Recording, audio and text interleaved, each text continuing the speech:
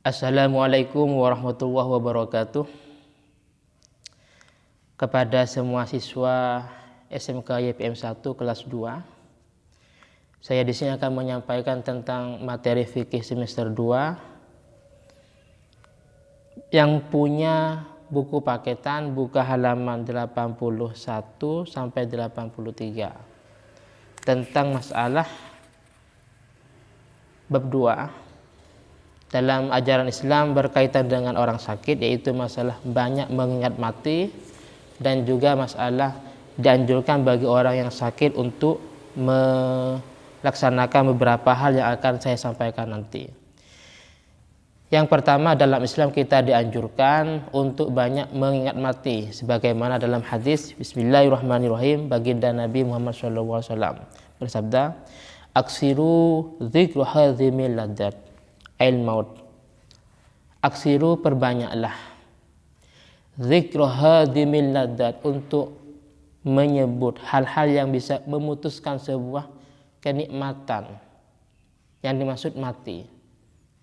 Kalau kita dalam keadaan hidup seperti sekarang ini, semuanya akan nikmat dan semuanya akan nyaman kalau sehat, makan, minum dan seterusnya.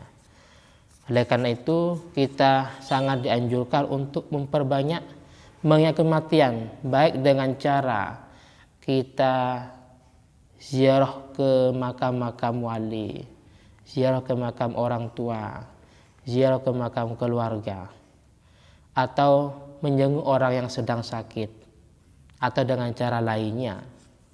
Yang penting bagaimana sekiranya kita ini dengan hal-hal yang semacam itu bisa mengingat mati sehingga bisa meningkatkan amal ibadah kita. Dijelaskan dalam hadis yang lain, al-qais yang dimaksud orang yang cerdas, yaitu man dana nafsah, yaitu seseorang yang merendahkan dirinya, wa amilah lima ba'dal maut, dan dia beramal, beraktivitas semata-mata bekal untuk di akhirat. Bebas, mungkin dia kerja di sebuah perkantoran atau buka usaha, yang jelas dia mencari nafkah untuk kewajiban keluarga. Jadi dia punya sebuah aktivitas, punya usaha, dagang dan sejenisnya, tapi dengan tujuan besok di akhirat, bukan dengan tujuan untuk mengikuti ajakan hawa nafsu. Wal ajiz man ittaba nafsah hawaha wa tamanna 'ala Allahil amani. Sedangkan yang maksud al ajiz, orang yang lemah dalam pandangan hadis ini, yaitu seseorang yang mengikuti ajakan hawa nafsunya. Jadi semua aktivitasnya, semua kegiatannya itu semata-mata untuk memuaskan ajakan hawa nafsunya. Maka orang yang semacam ini dikatakan adalah al-ajiz, orang yang lemah. Untuk selanjutnya yaitu masalah hal-hal yang dianjurkan bagi orang yang sakit. Yang pertama, orang yang sakit dianjurkan untuk bertekad bertaubat dari segala dosa yang telah diperbuat. Baik sifatnya perbuatan dosa itu kaitan dengan Allah Subhanahu wa taala, meninggalkan kewajiban, tidak sholat, tidak puasa, tidak menunaikan zakat dan yang lainnya, atau melakukan beberapa larangannya. Jadi harus bertaubat. Taubat itu gampang. Yang penting 3 hal. Bisa dikatakan gampang, bisa sulit. Karena taubat itu adalah pertama harus al-iqla' minaz dzambi, melepas dari perbuatan dosa. Yang kedua adalah an-nadam, dia menyesal dari perbuatan dosa yang dikerjakan. Dan yang ketiga al-iqla' minaz dzambi, yaitu yang ketiga adalah al-azmu alla ya'udah, punya tekad kuat tidak akan mengulangi lagi. Jadi orang yang sakit sangat dianjurkan untuk bertekad bertaubat daripada perbuatan dosa yang pernah dikerjakan. Yang kedua, bersegera menyelesaikan urusan dengan orang-orang yang berhak menuntut sesuatu kepadanya. Nah, jadi kalau umpamanya dia sempat mengambil haknya orang lain, segera dia mengembalikan dan minta maaf. entah dia mungkin ghasab, mencuri, merampas, pinjam umpamanya, segera untuk dikembalikan, karena yang jelas kita tidak tahu kapan ajal menjemput kita. Yang ketiga, bersegera menyelesaikan segala tanggungan dalam hutangnya agar tidak menjadi beban pertanggungan besok di akhirat. Jadi bagi orang yang sedang kondisi sakit, tidak sehat, sangat dianjurkan untuk menyelesaikan dan membayar hutangnya.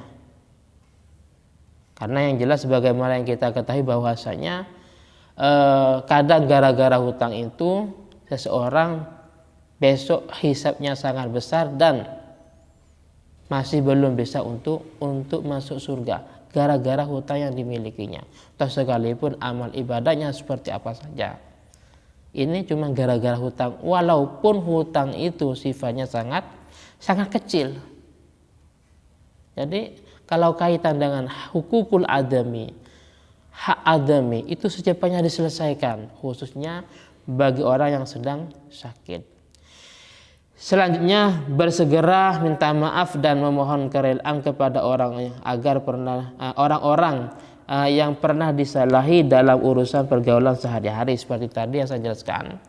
Kalau memang kita pernah ghibah, membicarakan orang lain, membuka aibnya orang lain, apalagi sampai mengkutuk orang lain, mencaci maki orang lain, menghina orang lain, menyakiti orang lain, maka secepatnya kita harus istighfar, minta kerelaannya, minta maaf atas kesalahan yang pernah kita kerjakan.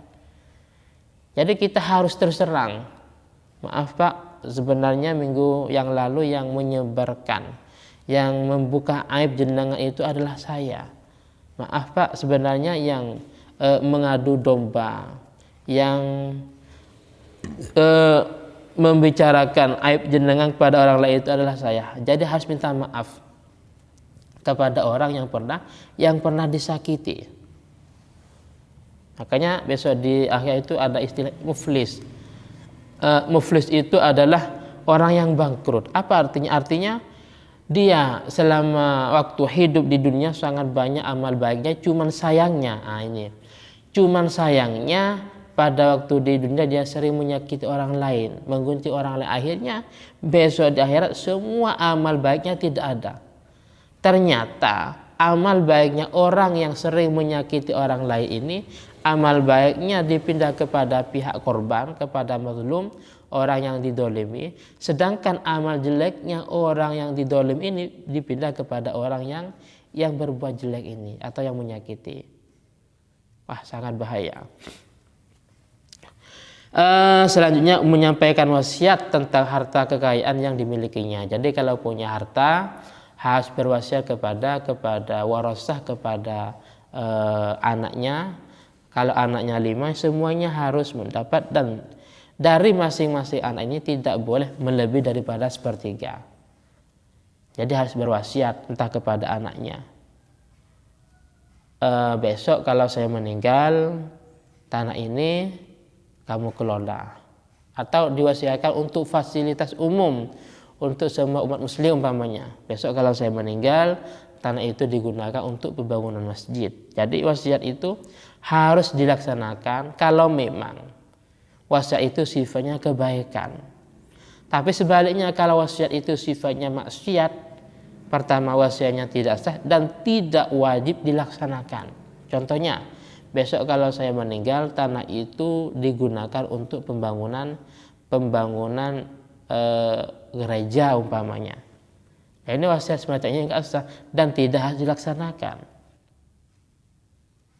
Besok kalau saya meninggal, tempat itu dibangun sebuah tempat untuk hiburan malam antara laki-laki dan perempuan umpamanya.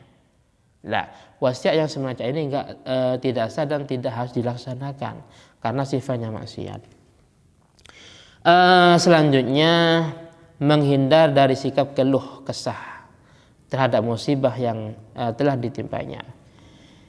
Jadi ketika orang yang sedang sakit tidak boleh dia mengeluh dan kesah, akan tetapi dia harus sering berdoa kepada Allah Subhanahu wa taala, karena hakikatnya orang yang sakit itu adalah diberi kebaikan oleh Allah Subhanahu wa taala.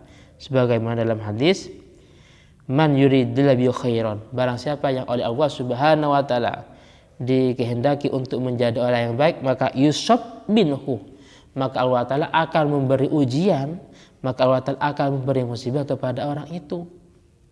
Makanya kita tidak boleh untuk mengeluh.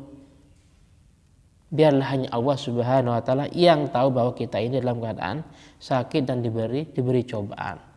Karena hakikatnya orang yang diberi musibah itu, orang yang sakit adalah diberi kebaikan, dikehendaki menjadi orang yang baik oleh Allah Subhanahu wa taala. Selanjutnya, selama dia sakit tidak boleh meninggalkan sebuah kewajiban, khususnya sholat yang 5 waktu. Jadi selama akal masih sehat, wajib dia sholat. Tidak bisa berdiri dengan cara duduk, tidak bisa duduk dengan cara berbaring terlentang dan dengan cara isyarat dan seterusnya. Jadi selama akal mazal akluhu sabitan, selama akal masih ada, masih normal, maka kita harus sholat dengan tahapan-tahapan tertentu. Nggak bisa duduk, terlentang, terus berbaring, dan juga dengan pakai isyarah, dan atau cukup menggerakkan semua af'alus sholat di dalam hati. Jadi sementara ini yang bisa saya sampaikan kepada semua siswa SMK YPM 1 kelas 2 khususnya, atau mungkin kepada semua teman-teman yang mendengarkan apa yang saya sampaikan ini.